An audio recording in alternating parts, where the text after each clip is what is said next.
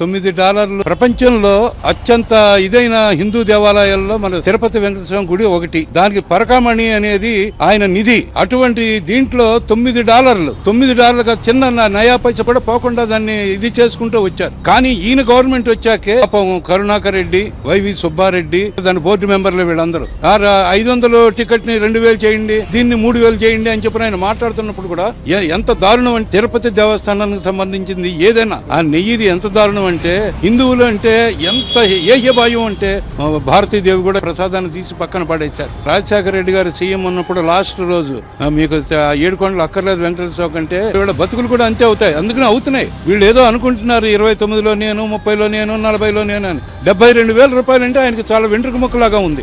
ఒక దేవుడి సొమ్ము $9 తినేచ్చారంటే అసలు ఎట్లా తిన్నారు వీళ్ళు? ఈ పరకామణి కేసులో ఒక ఆఫీసర్ ని కోల్పోయింది పోలీస్ డిపార్ట్మెంట్. ఎందుకు దాని మీద $9కే మనుషులు వెళ్ళిపోతారు పైకి? దాని మీద కూడా గవర్నమెంట్ కూడా చాలా సివియర్ గా తీసుకోవాలి. హిందువుల మనోభావాలు చాలా దెబ్బతిన్నాయండి ఈ విషయంలో.